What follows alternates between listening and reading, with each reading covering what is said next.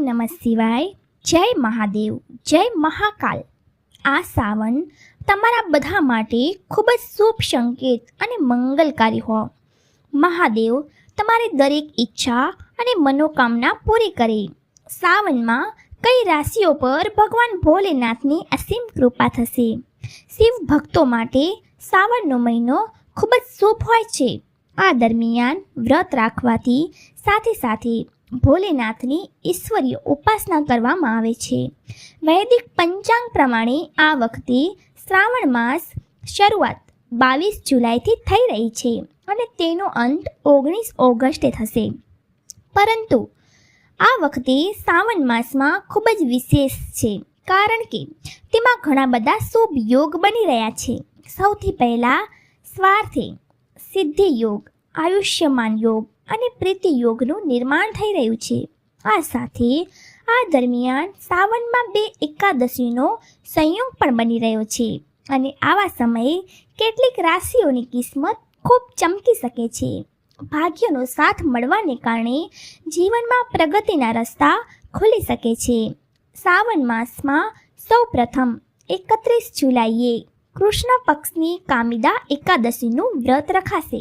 ત્યારબાદ 16 ઓગસ્ટે શ્રાવણે પુત્રદા એકાદશી મનાવાશે. આ બંને દિવસે એકાદશીના વ્રત રાખવાથી માણસને ખૂબ જ પુણ્ય મળે છે, જેનાથી તેના ઘર પરિવારમાં સુખ શાંતિ અને સમૃદ્ધિ, યશ અને ખુશહાલીનો વાસ થાય છે. ચાલો, આ તો જણાવ્યું કે સાવન કેવું રહેશે. હવે જાણીએ કે તે કઈ ભાગ્યશાળી રાશિઓ છે જેના પર મહાદેવની ખૂબ જ કૃપા થવાની છે. અને હવે વાત કરીએ પહેલી રાશિની. તો પહેલી રાશિ છે તુલા રાશિ. તુલા રાશિ માટે મહાદેવ ભોલેનાથ શું લાવ્યા છે તે જાણીએ. સૌથી મોટી ખુશખબરી તમને મળશે તમારા સંતાનથી. સંતાનને પરીક્ષામાં પ્રથમ સ્થાન મળી શકે છે, જેના કારણે તમે ખૂબ જ ખુશ થશો. વિદ્યાલય તરફથી તમારા સંતાનને પુરસ્કાર પણ મળી શકે છે, એટલે કે તેના માટે શ્રાવણનો મહિનો ખૂબ શુભ રહેવાનો છે. અને આ જ કારણ હશે તમારી ખુશીનું. જો કોઈ કાનૂની મામલા ચાલી રહ્યો હોય તો નોકરી કરતા લોકોને તેમાં તેમને ખૂબ જ સફળતા મળી શકે છે. ગૃહસ્થ જીવનમાં ખુશીઓનું આગમન થશે. જો અત્યાર સુધી તમારી ફેમિલીમાં કે પતિ પત્નીમાં કોઈ સમસ્યા ચાલી રહી હોય તો તે બધી સમસ્યાઓ ભોલેનાથની કૃપાથી હવે ખતમ થઈ જશે અને તમારા જીવનમાં ખૂબ જ ખુશહાલ જીવન જીવશો. જીવન સાથેનો તમને ભરપૂર સહયોગ મળશે અને તેમની સાથે તમારા સંબંધ ખૂબ મજબૂત થશે અને એક ખૂબ જ મજબૂત સંબંધ તમારો બનશે. તમારા જે સાથી છે તે તમારો અભિપ્રાય લેશે તેમના દરેક કામમાં અને આના કારણે તમારી વચ્ચે ઘણી બધી સારી સમજણ હશે. અને તમે ભગવાન મહાદેવને શું કરો જેથી તમને વધારે સાવનનું સારું ફળ મહાદેવ આપે? તો તમારે કરવાનું છે એક ખૂબ જ નાનું કામ. દર સોમવારે જ્યારે તમે વ્રત રાખશો ત્યારે તમારે મંદિરે જઈને ત્યાં ભોળાનાથ પર કાળા તલ જરૂર ચડાવવાના છે. આ પછી તમારી પૂજા સંપન્ન કરજો. તો કાળા તલ તમે જરૂર ચઢાવજો, વધુ શુભ રહેશે. આગળની રાશિની વાત કરીએ તો આગળની રાશિ છે સિંહ રાશિ, જેના પર મહાદેવની કૃપા થવાની છે. સાવનમાં તેમની અસીમ કૃપા થશે. જે લોકોનું સપનું છે કે તેમની પોતાની કાર હોય તેમની આ ઈચ્છા ખૂબ જલ્દી પૂરી થઈ શકે છે, કારણ કે આ સાવનમાં તમને ભોલેનાથ આપી શકે છે કારની ભેટ. નવા પરણેલા લોકો જીવનસાથી તરફથી ભેટ મળી શકે છે. આ તો ખૂબ જ વધારે તેમના માટે ખુશીની વાત હશે કે તેમનો જીવનસાથી તેમના માટે ભેટ લઈ આવ્યો. આ ઉપરાંત પાર્ટનર સાથે શોપિંગ પણ તમે જલ્દી જઈ શકશો. એટલે કે તમે સાવનમાં તમારા પાર્ટનર સાથે શોપિંગ કરશો તો તમારો પાર્ટનર તમને દરેક સંભવ પ્રયાસ કરશે ખુશ રાખવાનો, જેનાથી તમારો સંબંધ ખૂબ સારો રહેશે. વ્યવસાયમાં સારો નફો થઈ શકે છે. જો તમે બિઝનેસ કરો છો તો આ મહિને મહાદેવની કૃપાથી તમને બિઝનેસમાં ખૂબ લાભ થશે. તમારા જીવનમાં વ્યાપાર સાથે જોડાયેલી જે પણ સમસ્યાઓ આવતી હોય તે બધી સમસ્યાઓ હવે દૂર થતી દેખાય છે. તમારે એ કરવાનું છે કે મહાદેવની ઉપાસના કરવી છે અને તેમના કોઈ પણ એક બીજ મંત્રનો જાપ કરવો તમારે રોજ 108 વખત કરવાનું છે. જો તમે તેનાથી વધારે કરી શકો છો તો તે તમારા માટે ખૂબ લાભદાયક સાબિત થશે. તમે કોઈ પણ બીજ મંત્ર કરી શકો છો. ઓમ નમઃ શિવાય અથવા ઓમ અથવા જે પણ તમને યોગ્ય લાગે તે કરી શકો છો. ચાલો આપણી આગળની રાશિની વાત કરીએ. આગળની રાશિ છે મિથુન રાશિ. મિથુન રાશિ માટે ભોલેનાથની શું કૃપા રહેવાની છે તે જોઈએ. પરણેલા જોડા માટે આ શ્રાવણનો મહિનો ખૂબ શુભ રહેશે. જેવી રીતે ભોલેનાથ અને પાર્વતીનો સંબંધ છે એવી જ રીતે તમારા જીવનસાથીનો સંબંધ રહેશે. વેપારીઓ જે સોદા પર લાંબા સમયથી કામ કરી રહ્યા છે તે જલ્દી પૂરા થઈ શકે છે. એટલે કે જે કામ તમે લાંબા સમયથી વિચારી રાખ્યું હતું તે થતું ન હતું, અડચણો આવતી હતી, તે બધી અડચણો ભોલેનાથ હવે દૂર કરી દેશે અને તમારું તે મહત્વપૂર્ણ કામ જલ્દી પૂરું થઈ જશે. નોકરી કરતા લોકોની વાત કરીએ તો તેમની આવક આગામી મહિના સુધીમાં બમણી થઈ શકે છે અને વધી શકે છે. તેમને ઇન્ક્રીમેન્ટ મળી શકે છે. તમને ઘણો લાભ થઈ શકે છે. તેથી નોકરી કરતા લોકો માટે પણ આ સારા સમાચાર છે. જો તમે કોઈની પાસેથી ઉધાર લીધું છે અથવા તમે કોઈના પૈસા ચાહો છો તો તે પૈસા તમે તેમને જલ્દીથી પાછા આપી શકશો અને તમારા માથા પરથી કરજને ઉતારી શકશો. તમે તેમને ખૂબ જ સરળતાથી પાછા આપી શકશો કારણ કે તમારી આવક સારી થશે. આ ઉપરાંત તમને કોઈ સારા સમાચાર મળી શકે છે. તો તમે આ મહિને શ્રાવણમાં રાહ જુઓ કે ભોલેનાથ તમને કોઈ સારા સમાચાર આપે. તમારું પારિવારિક જીવન ખુશહાલ રહેશે. બાળકોના મામલામાં પણ તમને ઘણો સારો સમય વીતશે. હવે આપણે આગળની રાશિની વાત કરીએ છીએ.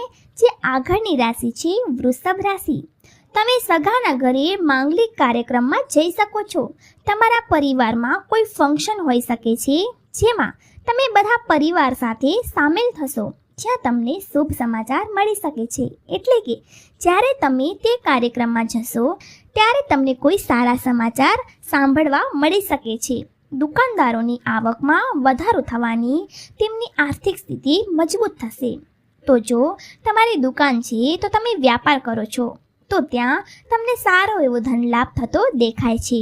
વિદ્યાર્થીઓને શાળાની પરીક્ષાઓમાં સારા ગુણ મળી શકે છે.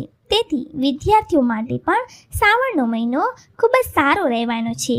મહાદેવ તેમના પર કૃપા કરશે. અમને તેમનું અભ્યાસમાં મન સારું લાગશે અને સારા ગુણ આવશે. નોકરી કરતા લોકોને આર્થિક ફાયદો થઈ શકે છે.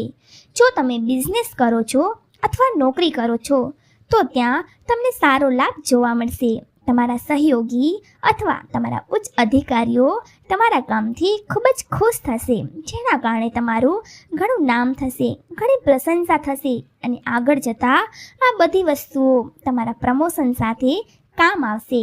તમારા માટે એ છે જ્યારે તમે મહાદેવના મંદિરે જાઓ છો સોમવારે, જો તમે વ્રત રાખો છો તો તમારે 5 બેલપત્ર ભોલેનાથને ઓમ લખીને ચંદનથી અર્પણ કરવાથી મહાદેવ તમારી દરેક ઈચ્છા અને દરેક મનોકામના જરૂર પૂરી કરશે. ચાલો આપણે આગળની રાશિની વાત કરીએ અને આગળની રાશિ છે મીન રાશિ. મીન રાશિ માટે તો આ શ્રાવણનો મહિનો ખૂબ જ સારો રહેવાનો છે કારણ કે તમારી કુંડળીમાં દેખાય છે, રાશિમાં દેખાય છે કે તમે મકાન અને ગાડી ખરીદવાના પ્રબળ યોગ બની રહ્યા છો. જો તમે ઘણા લાંબા સમયથી મકાન ખરીદવા ઈચ્છતા હો અથવા નવી ગાડી ખરીદવા ઈચ્છતા હો તો આ ખૂબ જ સારા યોગ બની રહ્યા છે. તમે શ્રાવણના શુભ મહિનામાં આ બંનેમાંથી કોઈ પણ કામ કરી શકો છો. તમને લાભ જ થશે. મોટા ભાઈનો સંબંધ જલ્દી નક્કી થઈ શકે છે. તો એક બીજી ખુશખબરી તમારા જીવનમાં આવશે. જો તમારા મોટા ભાઈ છે અને તેમનું લગ્ન હજુ સુધી નથી થયું તો બહુ જલ્દી તમારા ઘરમાં શરણાઈ વાગી શકે છે અને તેમનો સારો સંબંધ નક્કી થઈ શકે છે. નોકરી કરતા લોકોના પગારમાં વધારો થવાની પૂરી શક્યતાઓ છે. તો જો તમે નોકરી કરો છો તો ત્યાં તમને ખૂબ જ ફાયદો થશે. તમારો સારો સમય છે. કંપની તરફથી વિદેશ ફરવા પણ જઈ શકો છો. આ બધી મીન રાશિવાળા કંપની તરફથી વિદેશ ફરવા નહીં જાય, પરંતુ હા લોકો વિદેશ જઈ શકે છે, જેમ કે કુંડળીમાં આ યોગ બની રહ્યા છે. તો તમે વિદેશ ફરવા માટે જઈ શકો છો, અથવા તમે કોઈ કામમાં સિલસિલામાં પણ જઈ શકો છો, પણ કંપની તમને મોકલી શકે છે. તો ઓવરઓલ તમારા માટે આ માહિતી ખૂબ જ શુભ રહેવાની છે. શ્રાવણનો મહિનો તમારા માટે ખૂબ જ સારી ખુશીઓ લાવશે અને મહાદેવની કૃપાથી, ભોલેનાથની કૃપાથી તમારું બધું સારું રહેશે અને સારું જ થશે. સંતાનની વાત કરીએ તો સંતાનને લઈને સંતાન પક્ષથી પણ તમને સારું સાંભળવા મળશે. તેમનું અભ્યાસ પણ સારો રહેશે અને તમારા બાળકોના સ્વાસ્થ્ય પણ થોડું ધ્યાન આપો, કારણ કે આ ઋતુ વરસાદની છે, તો તેમાં બાળકોના સ્વાસ્થ્ય પર અસર પડી શકે છે. તો તમે સ્વાસ્થ્યનું ધ્યાન રાખો અને તમારા બાળકો પર. અને જ્યારે તમે મંદિર જાઓ છો ત્યારે તમારે શું કરવાનું છે? તમે એક માળા લઈ લો, સારી માળા લઈ લો, અને જ્યારે તમે શિવ મંદિરમાં જાઓ છો ત્યારે જે ત્રિશૂળ હોય છે તે ત્રિશૂળ પર માળા અર્પણ કરી દો. આવું કરવાથી ભોળેનાથ તમારી દરેક ઈચ્છા પૂરી કરશે, દરેક મનોકામના પૂરી કરશે અને તમારું કલ્યાણ જ કલ્યાણ થશે. અને તમારી પત્ની સાથે તમારો સંબંધ સારો રહે તે માટે તમારે આ કરવાનું છે. તમારી પત્ની સાથે મંદિરે જાઓ અને ત્યાં ભોળેનાથની પૂજા એક સાથે કરો, જેથી તમારો સંબંધ માતા પાર્વતી અને મહાદેવ જેવો મધુર અને સારો રહે. આગળ તમારા જીવનમાં ખુશીઓ જ ખુશીઓ આવે. આ હતો અમારો શ્રાવણમાં કેવું રહેશે રાશિઓ પર અસર, અને ભોળાનાથની રહેશે કઈ રાશિઓ પર કૃપા. આશા છે કે તમને આ વિડીયો પસંદ આવ્યો હશે. જો વિડીયો પસંદ આવ્યો હોય તો લાઈક કરી દેજો, અને મારા ચેનલ પર નવા હોય તો ચેનલને જરૂરથી સબસ્ક્રાઈબ કરી દેજો. મહાદેવ તમારી જોડીને ખુશીઓથી ભરી દેશે. ઓમ નમઃ શિવાય.